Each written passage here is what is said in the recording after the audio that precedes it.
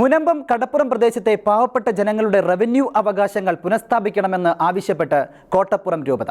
വഖഫ് ബോർഡിന്റെ അന്യായമായ അവകാശവാദത്തെ തുടർന്ന് തടഞ്ഞുവെക്കപ്പെട്ടിരിക്കുന്ന മുനമ്പം കടപ്പുറം പ്രദേശത്തെ ജനങ്ങളുടെ ഭൂമിക്കുമേലുള്ള റവന്യൂ അവകാശങ്ങൾ പുനഃസ്ഥാപിക്കാനും നീതി ലഭ്യമാക്കാനും കേന്ദ്ര സംസ്ഥാന സർക്കാരുകൾ ഇടപെടണമെന്നും കോട്ടപ്പുറം ബിഷപ്സ് ഹൗസിൽ കൂടിയ രൂപത രാഷ്ട്രീയകാര്യ സമിതി യോഗം ആവശ്യപ്പെട്ടു.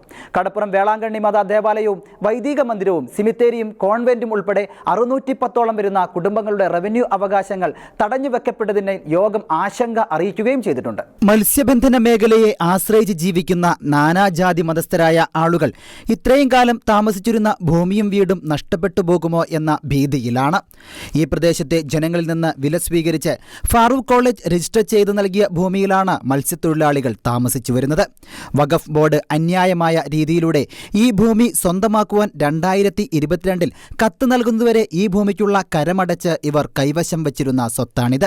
വഖഫ് ബോർഡിന്റെ അന്യായമായ നീക്കങ്ങളുടെ ഫലമായി ഈ പ്രദേശത്ത് താമസിക്കുന്ന പാവപ്പെട്ട ജനങ്ങൾക്ക് ജീവിത ആവശ്യങ്ങൾക്ക് ഭൂമി ഈടുവെച്ച് പണം കണ്ടെത്താൻ സാധിക്കാത്ത സ്ഥിതിയാണ്.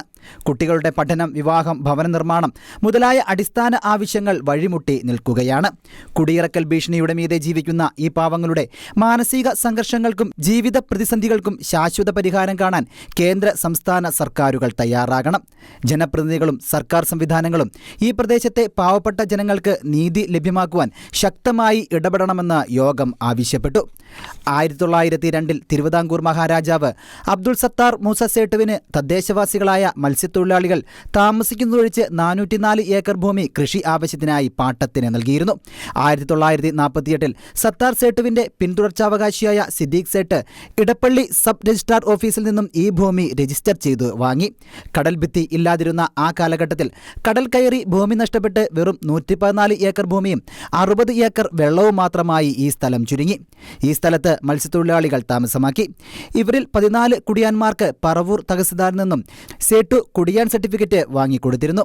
1950 നവംബർ 1 ഈ ഭൂമി സകലവിധ ക്രയവിക്രയ സ്വാതന്ത്ര്യത്തോടും കൂടി സിദ്ദീഖ് സേട്ട് ഫാറൂഖ് കോളേജിന് ദാനമായി നൽകി. എന്നാൽ കോളേജ് ഇല്ലാതെ വരികയും ഭൂമി അവശേഷിക്കുകയും ചെയ്യുന്ന സാഹചര്യത്തിൽ സേട്ടുവിന്റെ പിന്തുടർച്ചാവകാശികൾക്ക് ഭൂമി തിരികെ കൊടുക്കണം എന്ന നിബന്ധനയോടുകൂടി ആധാരമാണ് സേട്ടു ഫാറൂഖ് കോളേജിന് നൽകിയിരുന്നത്. 1951 ഫാറൂഖ് കോളേജ് ഈ ഭൂമിക്ക് പട്ടയം വാങ്ങുകയും ഉടമസ്ഥാവകാശം ഉറപ്പിക്കുകയും ചെയ്തു.